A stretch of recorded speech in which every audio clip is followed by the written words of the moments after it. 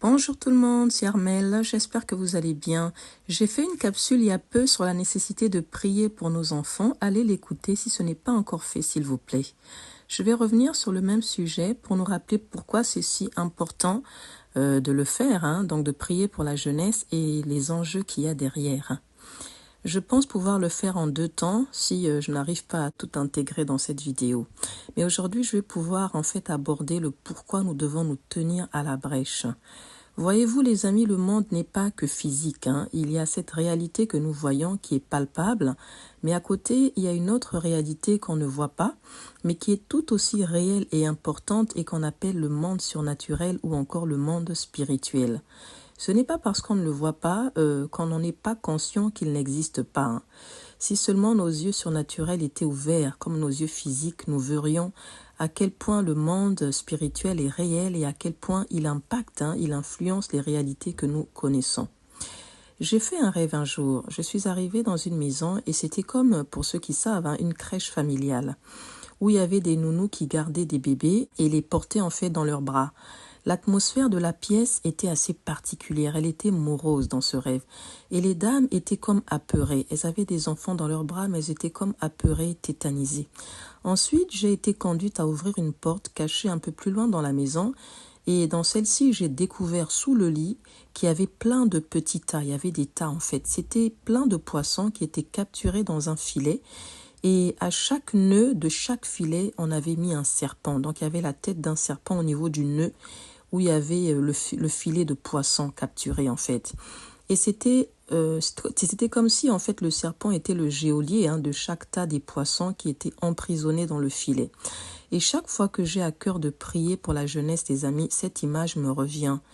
Et c'est comme si en fait dans ce rêve-là me disait que ces jeunes en fait c'était ces poissons-là qui pour beaucoup sont pris dans les filets de l'ennemi, du prince de ce monde. Il les capture dès le bas âge, les formate à sa sauce et ensuite il les contrôle. Il n'y a qu'à voir autour de nous, dans nos cités, comment nos jeunes se comportent aujourd'hui. Il n'y a qu'à suivre les informations et voir tout autour pour voir à quel point cette jeunesse, elle est combattue, elle est contrôlée par des forces invisibles qui lui font faire des choses abominables, atroces. C'est comme si cette jeunesse était utilisée pour détruire et même pour s'auto-détruire elle-même, je dirais. Parce que trouvez-vous normal qu'on dise à une personne, par exemple, de ne pas consommer telle ou telle substance parce que, imaginons, si tu la consommes ou si tu la respires, elle va te tuer. Mais la personne, au lieu de fuir la chose, d'en avoir peur, elle va continuer à la consommer quand même et au péril de sa vie.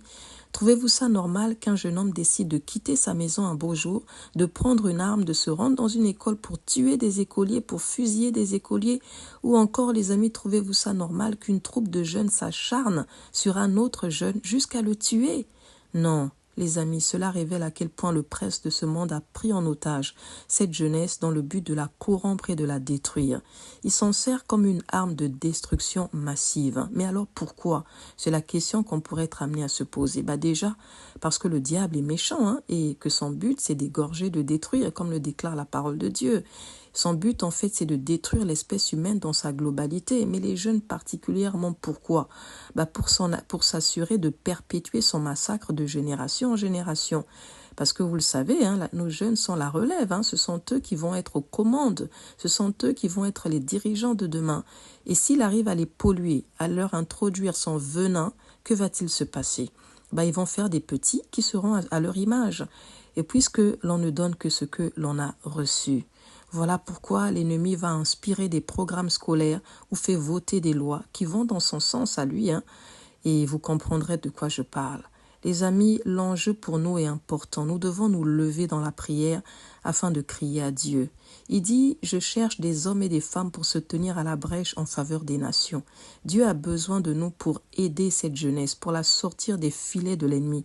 Nos prières vont être indispensables pour une action divine dans la sphère invisible, pour couper l'herbe sous le pied de l'ennemi. L'ennemi a des stratégies bien ficelées, des programmes établis pour arriver à ses fins. Mais nous, quelle est notre réaction? Comment réagissons-nous par rapport à tout ce que nous voyons?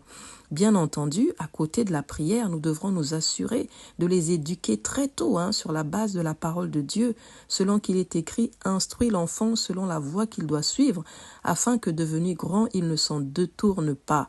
Notre responsabilité en tant que chrétien, en tant qu'enfant de Dieu, va être aussi de promouvoir les valeurs chrétiennes, d'en parler aux personnes de notre entourage, de les emmener même au Seigneur pour que elles, demain, elles puissent se baser sur ces valeurs-là et ensuite les transmettre à leurs enfants dès le bas âge. Très important.